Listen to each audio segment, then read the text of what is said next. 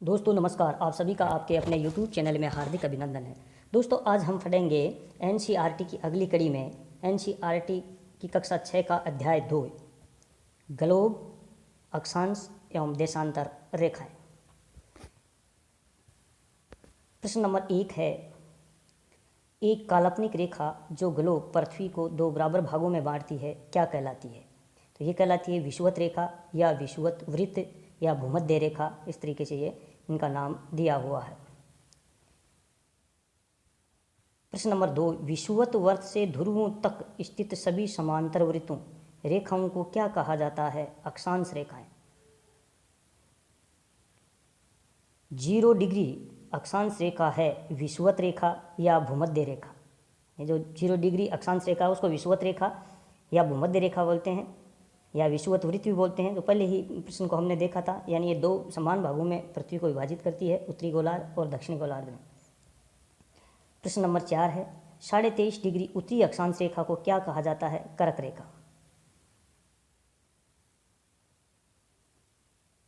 प्रश्न number 5, 23.5 degree दक्षिणी अक्षांश रेखा को क्या कहा जाता है? मकर रेखा। यानी 23.5 डिग्री जो उत्तरी अक्षांश है वो तो कर्क रेखा है, दक्षिणी अक्षांश मकर रेखा है, इनके बीच में 0 डिग्री अक्षांश रेखा वो भूमध्य रेखा है। प्रश्न नंबर 6 है, 66.5 डिग्री उत्तरी अक्षांश रेखा को क्या कहा जाता है? तो ये होता है उत्तरी ध्रुव वृत्त।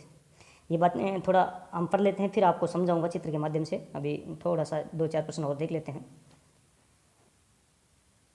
66.5 डिग्री दक्षिणी अक्षांश रेखा को क्या कहा जाता है? दक्षिणी ध्रुव वृत्त।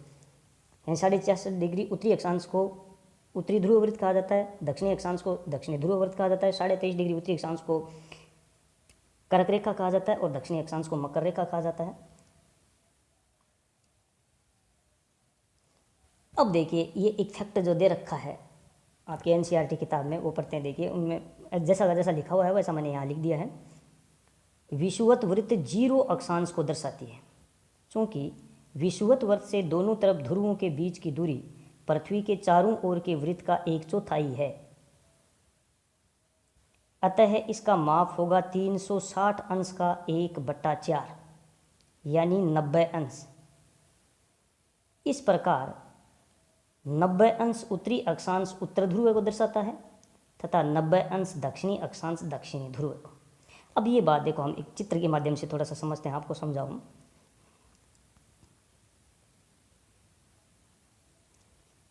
ये देखिए आप, ये 0 डिग्री रेखा है,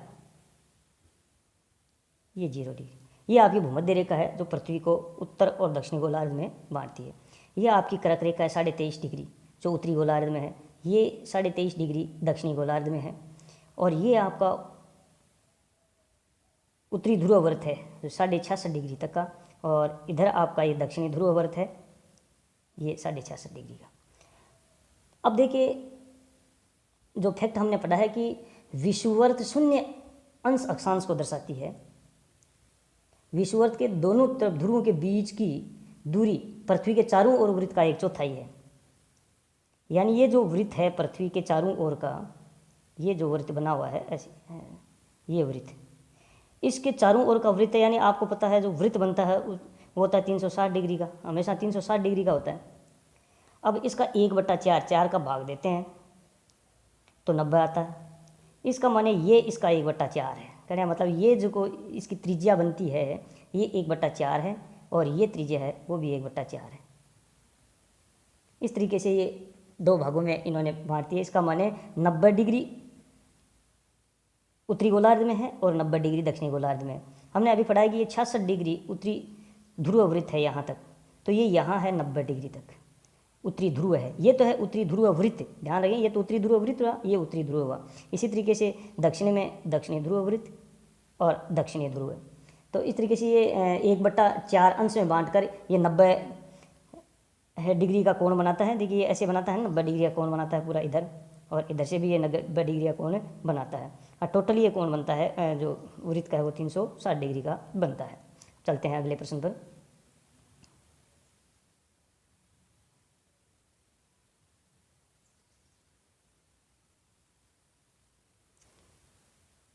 अब देखिए ये भी आपके NCERT किताब में दे रखा है, आपका 8वां प्रश्न, कि महाराष्ट्र का चंद्रपुर किस अक्षांश पर स्थित है?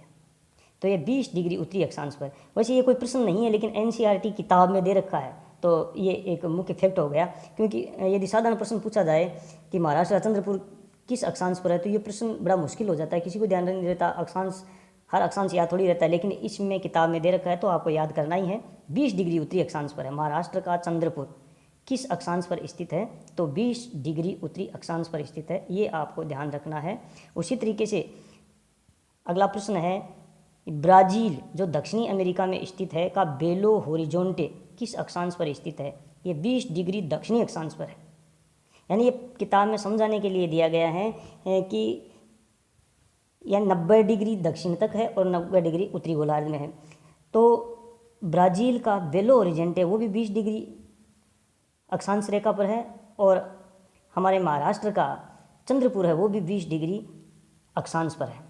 लेकिन महाराष्ट्र का चंद्रपुर है वो उत्तरी अक्षांश पर है, और ब्राज़ील का जो बेलो होरिजोंटे है वो दक्षिणी अक्षांश पर है। यानी दोनों 20 डिग्री अक्षांश पर ही हैं, लेकिन एक 20 डिग्री उत्तरी अक्षांश पर है, एक 20 डिग्री दक्षिणी अक्षांश पर है। इसका माने इनमें 40 डिग्री का अंतर हो गया। जबकि बात यही आती है कि ब्राज़ील कितनी डिग्री पर है, तो 20 डिग्री पर, और ब्राज़ील का बेलो होरिजोंटे कितनी डिग्री पर, 20 डिग्री पर, तो हमारा चंद्रपुर कितनी डिग्री पर है, 20 डिग्री पर। लेकिन वो उत्तरी अक्षांश में है और ये दक्षिणी अक्षांश में है, इस तरीके से। अब अगला प्रश्न है, सूर्य वर्ष में एक बार दोपहर में सिर के ठीक ऊपर होता है, ये कर्क रेखा एवं मकर रेखा के बीच के सभी अक्षांशों पर। कर्क रेखा और मकर रेखा के बीच में ही आपको पता है सूर्य है, वो एकदम सीधा आता है, उसके बाद में तो उसकी किरणें तिरछी पड़ती हैं, क्योंकि उनको हेलो। अगला प्रश्न है, कर्क रेखा एवं मकर रेखा के बीच के क्षेत्र को कहा जाता है उष्णकटिबंध। उत्तरी गोलार्ध में कर्क रेखा एवं उत्तर ध्रुव वृत्त तथा दक्षिणी गोलार्ध में मकर रेखा एवं दक्षिणी ध्रुव वृत्त के बीच वाले क्षेत्र को क्या कहा जाता है, तो ये कहा जाता है शीतोष्ण कटिबंध। ने कर्क रेखा और मकर रेखा के बीच उष्ण कटिबंध है, और उत्तरी ध्रुव वर्त तथा कर्क रेखा तथा दक्षिणी ध्रुव वर्त तथा मकर रेखा के बीच में है शीतोष्ण कटिबंध। प्रश्न है, उत्तरी गोलार्ध में उत्तर ध्रुव वृत्त एवं उत्तरी ध्रुव तथा दक्षिणी गोलार्ध में दक्षिणी ध्रुव वृत्त एवं दक्षिणी ध्रुव के बीच के क्षेत्र को क्या कहा जाता है, शीत कटिबंध। अब इनको फिर हम चित्र के हिसाब से पढ़ेंगे। प्रश्न नंबर 14 है, ध्रुव से उत्तर ध्रुव से दक्षिणी ध्रुव के बीच में अर्धवर्ताकार रूप में खींची गई रेखाएं क्या कहलाती हैं, देशांतर रेखाएं। यानी जैसे ये इस तरीके से रेखाएं खींची जाती हैं वो तो आपकी अक्षांश रेखाएं होती हैं, और ये उत्तरी ध्रुव से दक्षिणी ध्रुव के बीच में जो रेखाएं खींची जाती हैं वो देशांतर रेखाएं होती हैं। इससे पहले थोड़े से ये जो शीत कटिबंध और उष्ण कटिबंध है इनको हम समझते हैं। देखिए, अब ये आपका जो भूमध्य रेखा है यानी विषुवत रेखा है, इसके इधर 23.5 डिग्री कर्क रेखा है और ये 23.5 डिग्री है मकर रेखा है। अब दोनों के बीच में आपको पता है सूर्य है 21 जून को कर्क रेखा पर लंबवत चमकता है, तो मकर रेखा पर 22 दिसंबर को चमकता है। 21 सितंबर और 23 मार्च को ये विषुवत रेखा पर होता है, इसलिए दोनों तरफ समान वातावरण रहता है। किंतु 21 जून को जब सूर्य यहाँ आता है तो यहाँ उत्तरी गोलार्ध में तेज़ गर्मी होती है और दक्षिणी गोलार्ध में ठंड होती है। 22 दिसंबर को जब सूर्य मकर रेखा पर होता है तो उत्तरी गोलार्ध में ठंड होती है और दक्षिणी गोलार्ध में गर्मी होती है। तो सूर्य यहाँ से यहाँ तक ही, यानी पृथ्वी घूमती है तो सूर्य यहाँ से यहाँ तक आता है सीधा एकदम से, बाकी तो तिरछी किरणें पड़ती हैं। तो ये जो सूर्य होने के कारण ये जो वाला क्षेत्र है वो गर्म रहता है, और गर्म रहने के कारण इसको उष्ण कटिबंध बोलते हैं। इसको क्या बोलते हैं, उष्ण कटिबंध। अभी हमने प्रश्न में यही पढ़ा है कि 23.5 डिग्री उत्तरी अक्षांश यानी कर्क रेखा और 23.5 डिग्री दक्षिणी अक्षांश मकर रेखा के बीच के भाग को क्या कहते हैं, तो उसको कहते हैं उष्ण कटिबंध। तो ये भाग है उष्ण कटिबंध है। अब फिर दूसरा प्रश्न हमने पढ़ा था कि 23.5 डिग्री उत्तरी अक्षांश यानी कर्क रेखा और 66.5 डिग्री उत्तरी अक्षांश उत्तरी ध्रुव वृत्त तथा 23.5 डिग्री दक्षिणी अक्षांश यानी मकर रेखा एवं 66.5 डिग्री दक्षिणी ध्रुव वृत्त, इन दोनों के बीच में यानी ये क्षेत्र और ये क्षेत्र, ये क्या कहलाता है, इनमें न तो ज़्यादा गर्मी होती है और न ज़्यादा ठंड होती है, इसलिए ये क्षेत्र कहलाता है शीतोष्ण यानी शीत और उष्ण कटिबंध। ये शीत और उष्ण कटिबंध यानी शीतोष्ण कटिबंध हुआ मकर रेखा और दक्षिणी ध्रुव वृत्त तथा कर्क रेखा और उत्तरी ध्रुव वृत्त के बीच के क्षेत्र को क्या कहते हैं, शीतोष्ण कटिबंध। अब अगला प्रश्न हमने पढ़ा था कि दक्षिणी ध्रुव वृत्त 66.5 डिग्री दक्षिणी अक्षांश एवं ध्रुव है, दक्षिणी ध्रुव है जो 90 डिग्री है, तथा 66.5 डिग्री उत्तरी ध्रुव वृत्त एवं उत्तर ध्रुव है जहाँ 90 डिग्री अक्षांश है, इन दोनों के बीच के क्षेत्र को क्या कहते हैं, तो ये क्षेत्र और आपका ये क्षेत्र, यहाँ सूर्य की किरणें हमेशा तिरछी पड़ती हैं और तिरछी पड़ने के कारण यहाँ हमेशा ठंड रहती है, इसलिए इस कटिबंध को उष्ण कटिबंध कहते हैं। यानी ये यहाँ वाला और ऊपर वाला, ये दोनों क्या है, शीत कटिबंध है। ये दोनों क्या सर्दी रहती है तो ये शीत कटिबंध है, ये उष्ण कटिबंध है और ये शीतोष्ण कटिबंध है। तो इस तरह से आपको अच्छी तरीके से यदि समझ लोगे इन चीज़ों को तो बार बार वीडियो देखने की कोई आवश्यकता नहीं है, बार बार पढ़ने की कोई आवश्यकता नहीं है। आपको थोड़ा सा ध्यान में रखना है, वैसे कर्क रेखा और मकर रेखा के बीच में उष्ण कटिबंध है और मकर रेखा उत्तरी ध्रुव है और कर्क रेखा उत्तरी ध्रुव, मकर रेखा दक्षिणी ध्रुव के बीच में है शीतोष्ण कटिबंध और उत्तरी ध्रुव वृत्त तथा उत्तर ध्रुव तथा दक्षिणी ध्रुव वृत्त तथा दक्षिणी ध्रुव के बीच में शीत कटिबंध है। यानी पृथ्वी को 3 कटिबंधों में बांटा गया है, उष्ण कटिबंध, शीतोष्ण कटिबंध और शीत कटिबंध है। अब जो आपकी किताब में दे रखा है वो फिर आपको समझाता हूँ। प्रशांत महासागर में स्थित टोंगा द्वीप एवं हिंद महासागर में स्थित मॉरिशस द्वीप एक ही अक्षांश 20 डिग्री दक्षिणी अक्षांश पर स्थित है, परंतु दोनों के समयों में अंतर है। यानी पहले हमने जो अपना चंद्रपुर और बेलो होरिजेंटे जो पढ़ा था वो पढ़ा था अक्षांश के आधार पर कि वो 20 डिग्री उत्तरी अक्षांश और दक्षिणी अक्षांश में है, और वही बात हम पढ़ रहे हैं अभी कि ये मॉरिशस द्वीप है वो 20 डिग्री अक्षांश पर है और आपका टोंगा द्वीप है ये भी 20 डिग्री अक्षांश पर है, लेकिन इनके दोनों के समय में अंतर है। अब जो चंद्रपुर और बेलो होरिजेंटे पढ़ा था वो ये बता रहा था कि ये जैसे भूमध्य रेखा गुजर रही है, इसके 20 डिग्री इधर था आपका बेलू होरिजेंटल और इधर 20 डिग्री था चंद्रपुर, यहाँ चंद्रपुर यहाँ बेली होरिजेंटल, यानी इनके बीच में 40 डिग्री का अंतर था। यहाँ अब समय का अंतर कौन सी रेखाएं बताएंगी, ये तो अक्षांश रेखाएं हैं, तो समय का अंतर बताती हैं ये जो सीधी रेखाएं होती हैं देशांतर रेखाएं। अब समय का अंतर बताइए, चलो अब फिर एक बार हम नक्शे से देखते हैं, समझते हैं इस चीज़ को। महासागर और यहाँ आपका हिंद महासागर, इसमें कहीं ना कहीं मॉरिशस द्वीप है जो 20 डिग्री अक्षांश पर है, 0 डिग्री इधर से गुजरती है, देखो इधर से 0 डिग्री गुजरती है लगभग, तो इसे यहाँ 20 डिग्री अक्षांश पर स्थित है। ये मान लो ये रेखा हम मान लेते हैं। तो अब यहाँ कोई आपका एक हिंद महासागर में जो स्थित है वो आपका मॉरिशस द्वीप है, ये मॉरिशस द्वीप है, और ये मान लेते हैं टोंगा द्वीप, ये टोंगा द्वीप है। अब ये दोनों एक ही रेखा पर है, लेकिन यहाँ कुछ और समय है और यहाँ कुछ और समय है। ये आपकी ये जो देशांतर रेखाएं हैं वो बताती हैं, देशांतर रेखाएं जो होती हैं सीधी वो रेखाएं बताती हैं इस तरीके से। तो आपका जो टोंगा द्वीप है ये मान लेते हैं हम यहाँ 20 डिग्री ये अक्षांश है, तो इसको मान लेते हैं कि मान लो 70 डिग्री 170 डिग्री मान लेते हैं, 170 डिग्री। और इधर आपका ये यानी मध्याह्न जो रेखा है, मध्य रेखा है ग्रीनविच, इसे इधर चलते हैं तो इसको हम मान लेते हैं लगभग 72 डिग्री, क्योंकि ये लगभग इधर से है 70-80 के आसपास ये यहाँ से रेखा है जो गुजरती है। अब यहाँ से इधर जाएंगे पश्चिम की तरफ तब समय घटता जाएगा। जैसे मान लो यहाँ 12 बजे हैं तो यहाँ 15 डिग्री के बाद में 1 बज जाएगा और यहाँ 15 डिग्री के बाद में यहाँ 11 बजेंगे। यदि यहाँ 12 बज रहे हैं, अभी मान लो समय 12 बजे का है, यहाँ इस ग्रीनविच रेखा पर यदि 12 बज रहे हैं तो आपके 15 डिग्री इधर कोई अक्षांश है, सॉरी देशांतर है, उसमें आपके 11 बजेंगे सुबह के, और इधर 15 डिग्री कोई है तो उसमें दोपहर के 1 बजेंगे। यानी 15 डिग्री इधर चलने पर 1 घंटा और 15 डिग्री इधर चलने पर 1 घंटा। क्योंकि आपको पता है पृथ्वी गोल है और 360 डिग्री का कोण बनाती है। 360 डिग्री में हम समय में डिवाइड करते हैं तो ये आता है आपका 15 डिग्री बराबर 1 घंटा आता है। यानी 1 डिग्री यदि पृथ्वी घूमती है तो 4 मिनट का समय लेती है। 1 डिग्री घूमने में 4 मिनट का समय लेती है, तो 15 डिग्री घूमने में कितना समय लेती है? 1 घंटा। 15 चौक 60, यानी 60 मिनट लेती है 1 घंटा।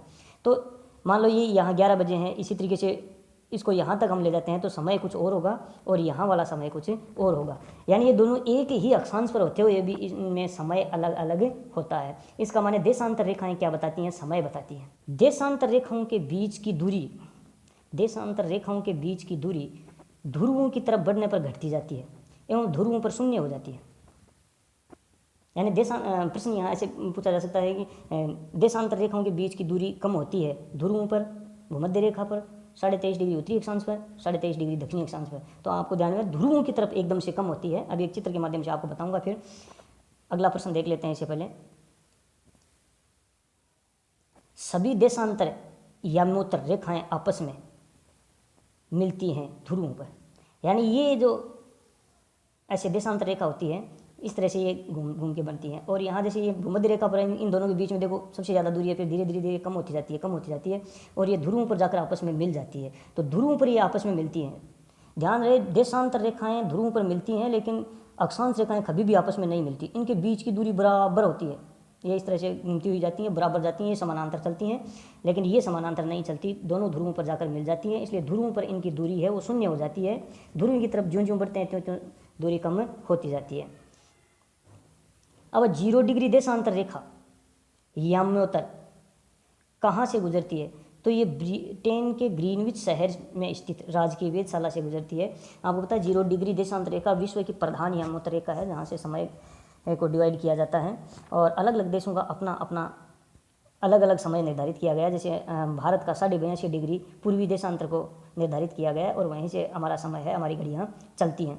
और ये विश्व का जो प्रधान याम्योत्तर रेखा वो ग्रीनविच शहर से गुजरती है, जहाँ राजकीय वेधशाला बनी हुई है लंदन में, तो वहाँ से ये रेखा घुमाई जाती है। ये काल्पनिक रेखाएं हैं जो सभी देशों ने मिलकर अपने हिसाब से तय की है। रेखा को कहा जाता है 0 डिग्री देशांतर रेखा को क्या कहा जाता है? प्रमुख याम्योत्तर रेखा। यानी ये जो देशांतर रेखा होती है जो पृथ्वी के बीचों बीच से जो गुजरती है 0 डिग्री याम्योत्तर, जिसको अभी अपने बात की है, जो ग्रीनविच शहर से गुजरती है, इसको क्या बोलते हैं? प्रधान याम्योत्तर। 0 डिग्री याम्योत्तर तथा 180 डिग्री याम्योत्तर मिलकर पृथ्वी को 2 समान भागों में विभाजित करती हैं, पूर्वी गोलार्ध एवं पश्चिमी गोलार्ध।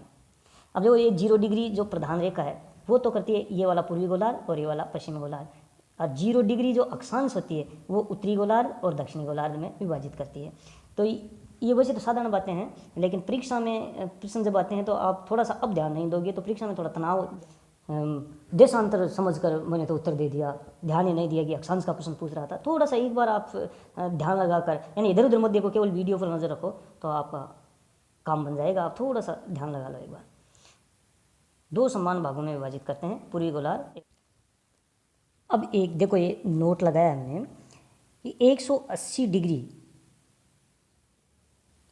पूर्वी और 180 डिग्री पश्चिमी याम्योत्तर एक ही रेखा पर स्थित है, एक ही रेखा पर स्थित है। और इससे पहले हमने ये पढ़ाई है कि 0 डिग्री याम्योत्तर तथा 180 डिग्री याम्योत्तर मिलकर पृथ्वी को 2 समान भागों में बांटती हैं, ये दोनों मिलकर। अब यहाँ आप शायद थोड़े कंफ्यूज हो रहे होंगे कि ये 0 डिग्री और 180 डिग्री मिलती कैसे हैं, और इधर 180 डिग्री पूर्वी और 180 डिग्री पश्चिमी ये दोनों भी कैसे मिलती है। तो ये थोड़ा सा हम अभी समझते हैं। ये 0 डिग्री रेखा है और इसके सामने 180 डिग्री आपको लिखा हुआ दिखाई दे रहा है। यानी ये 0 डिग्री इधर से घूम कर जाएगी तो 180 उधर सामने आएगी, क्योंकि पृथ्वी गेंद की तरह है आपको पता है, तो उधर घूम कर जाएगी वो 180 डिग्री होगी। यानी ये इस तरीके से घूमकर इस तरीके से इस जाएगी ना, तो ये 0 डिग्री है तो वो 180 डिग्री बन जाएगी, सामने वाली ये वाली 180 डिग्री बन जाएगी। तो 0 डिग्री और 180 एक ही है, और इसको आप 180 डिग्री पूर्वी देशांतर मानोगे तो ये 180 डिग्री पश्चिमी देशांतर हो जाएगी। इस तरीके से ये घूमकर ये दोनों एक ही हैं, 180 डिग्री पूर्वी देशांतर, 180 डिग्री पश्चिमी देशांतर या 0 डिग्री, तीनों क्या है, एक ही है। अब यहाँ एक दूसरी बात करते हैं, जैसे मान लो ये 0 डिग्री है तो यहाँ से फिर 1 डिग्री, 2 डिग्री, 3 डिग्री, ये इसी से 15 हो गई, ये मान लो 30, 45, 60 इस तरीके से ये बढ़ती जा रही हैं। जैसे 90 बना रही हैं, 120 है, 150 है और फिर 180 डिग्री है। इस तरीके से ये यानी देशांतर रेखा है वो बढ़ती जा रही हैं। तो यहाँ से हम जब गिनना प्रारंभ करेंगे तो इसको गिनेंगे 1 0 वाली को, और गिनते गिनते यहाँ तक 180 गिन लेंगे।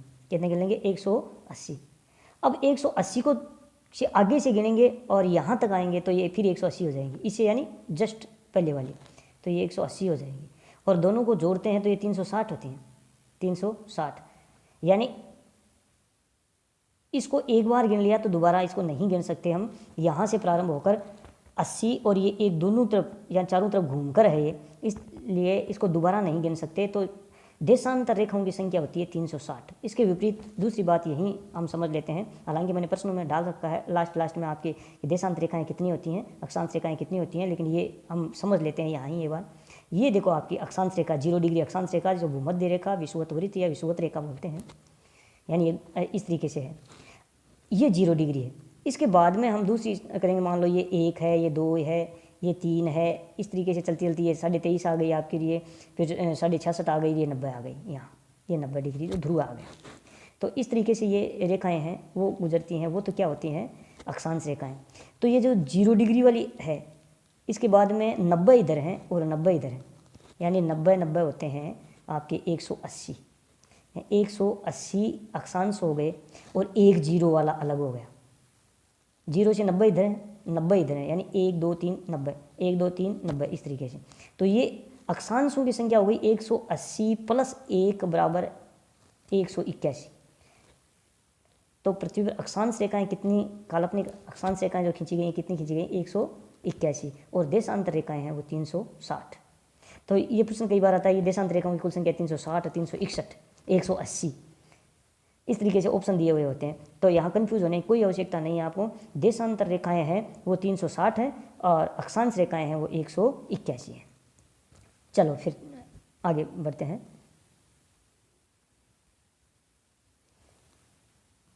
अब बात करते हैं कि ग्लोब पर बने अक्षांश एवं देशांतर रेखाओं के जाल को क्या कहा जाता है, ग्रिड कहा जाता है। ग्लोब पर जो अक्षांश और देशांतर रेखाओं के जाल जो अभी हमने इस चित्र में देखा है, देखो फिर बता देता हूँ। जैसे ये इस तरीके से आपके जो बनते हैं, ये इधर और इधर, ये जो जाल सा दिखाई देता है आपको, इसको क्या, दोनों तरफ से जाल सा बन जाता है, इसको ग्रिड कहते हैं। अगला प्रश्न पढ़ते हैं। असम में धुबरी स्थित है, 26 डिग्री उत्तरी अक्षांश एवं 90 डिग्री पूर्वी देशांतर पर स्थित है। यानी ये भी प्रश्न है, जैसे अभी राजस्थान पुलिस में एक प्रश्न आया कि जयसिंह द्वितीय के पिता का क्या नाम था।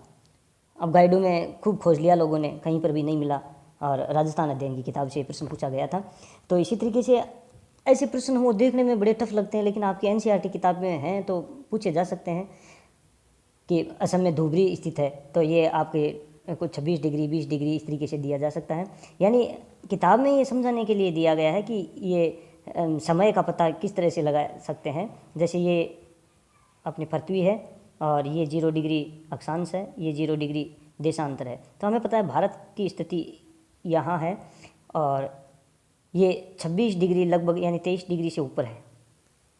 भारत का नक्शा इधर लगभग यहाँ से रहता है, तो ये मान लो 26 डिग्री है। तो 26 डिग्री असम यहाँ है 26 डिग्री पर, और इधर से जो अक्षांश गुजरती है 90 डिग्री, यानी दोनों के जहाँ कोण पर बनता है ये धुबरी है। तो ये एक फैक्ट है, इसको भी आपको याद रखना पड़ेगा।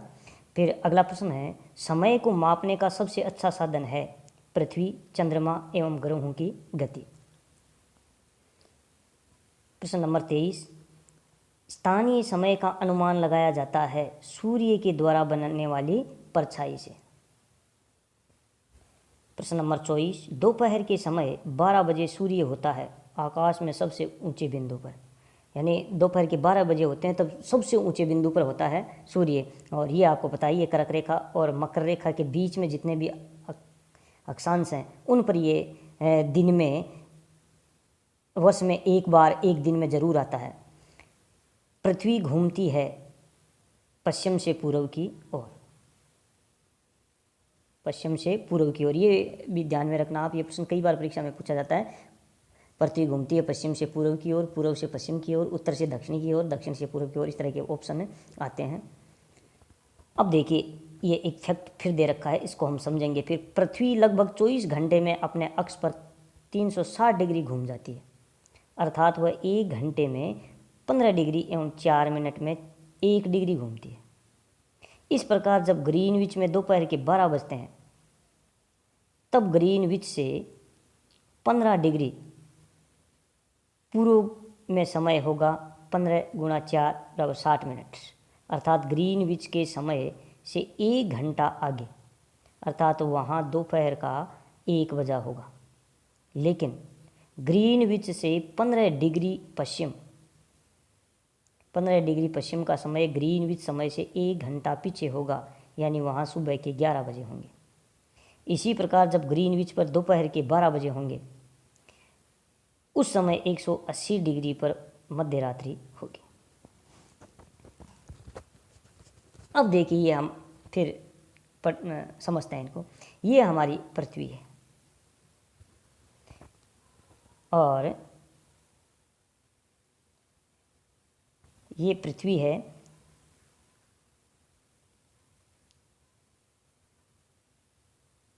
इस पर ये 0 डिग्री अक्षांश है और ये 0 डिग्री यामोत्तर रेखा है।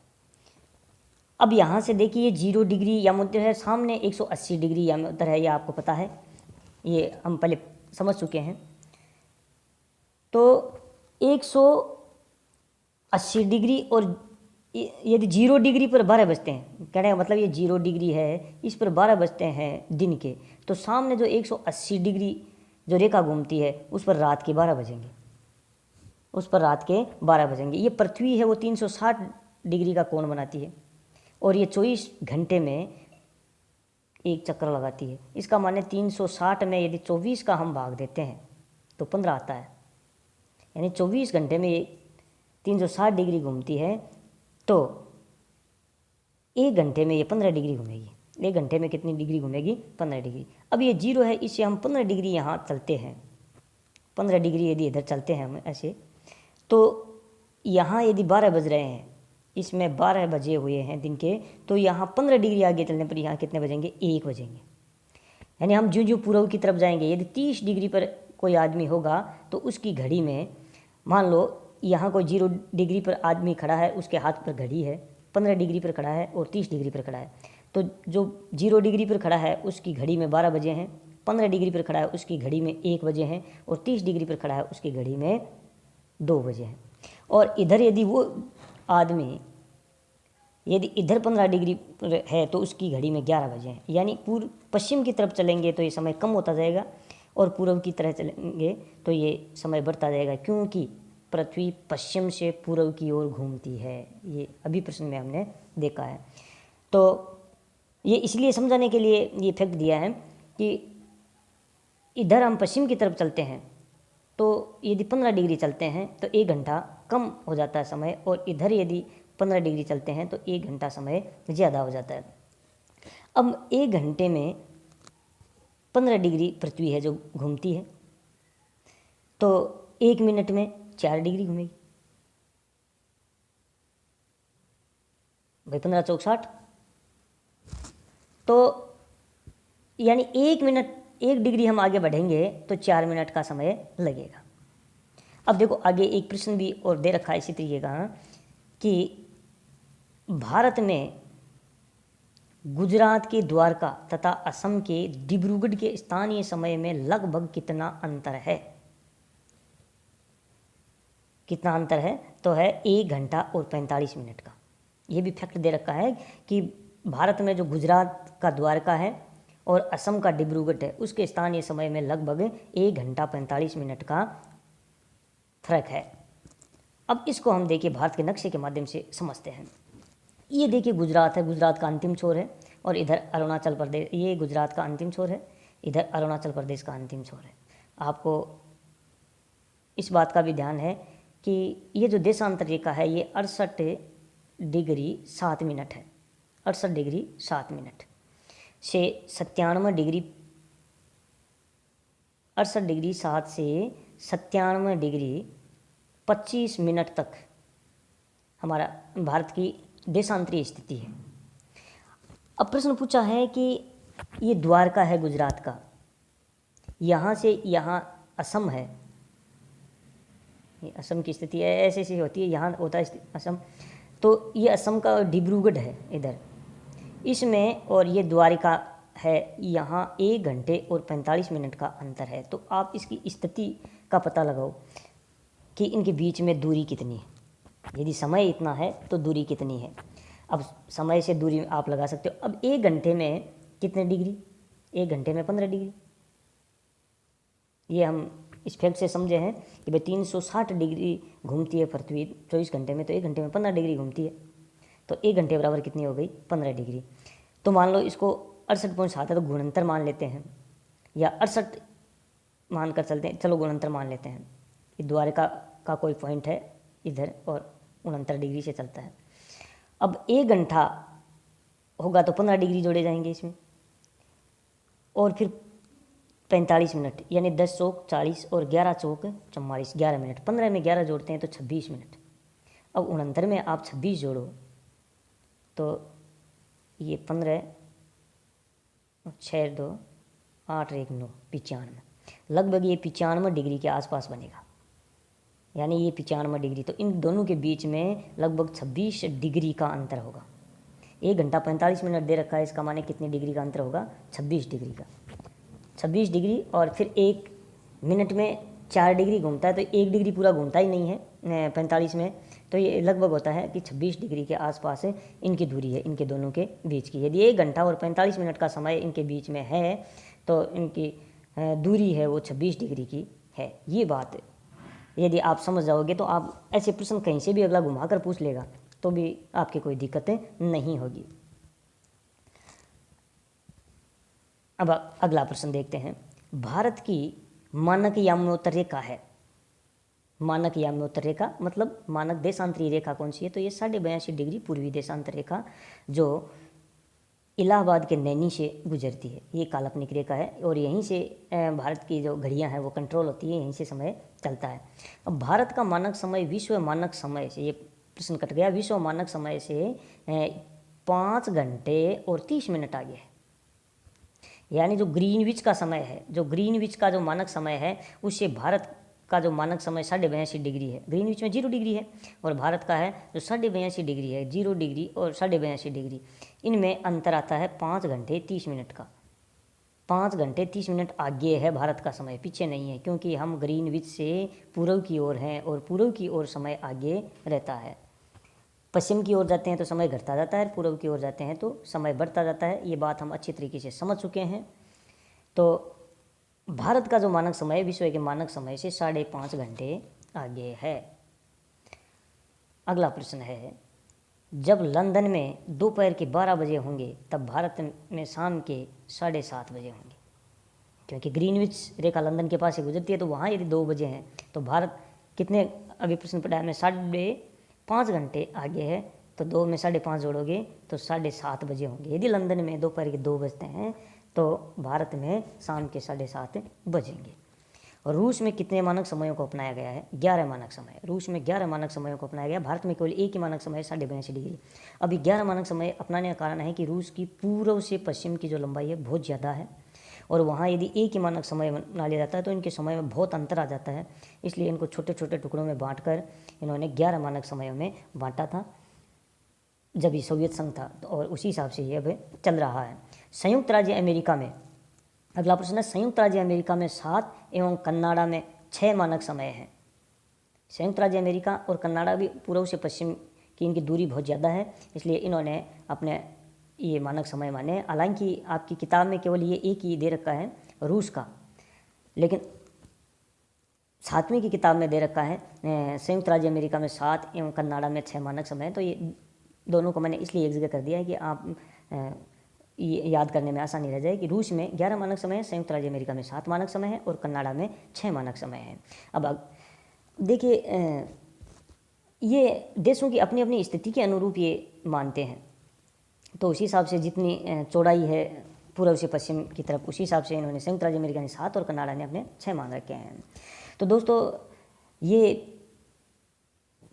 एनसीईआरटी की किताबों से फैक्ट ऐसे कैसे आते हैं, इसलिए मैंने ये आपको दिए हैं। तो यदि आप चैनल पर नए हैं तो चैनल को सब्सक्राइब ज़रूर कर लें। अगला वीडियो भी जल्दी आने वाला है और एनसीईआरटी की 6 से 10 तक की सारी किताबें आपको इसी तरीके से पढ़ाई जाएंगी। हर चीज़ आपको यहाँ समझाई जा रही है और इसके बाद में आपको PDF भी मिल जाएगी। तो आप एक बार वीडियो को देख लोगे, फिर PDF से एक बार पढ़ लोगे तो आपको कोई दिक्कत नहीं होगी। और प्रश्न लगभग इन्हीं किताबों से ही बनेंगे। आपके सेकंड ग्रेड और रीड सामाजिक की आप यदि तैयारी कर रहे हो और सामाजिक के लिए जो मेन परीक्षा होगी 3rd ग्रेड में, उसके लिए भी ये महत्वपूर्ण है। और ये जो हम चैप्टर पढ़ रहे हैं ये सेकंड ग्रेड का फर्स्ट पेपर के लिए भी, सबके लिए ये एकदम से सही और सटीक बैठता है।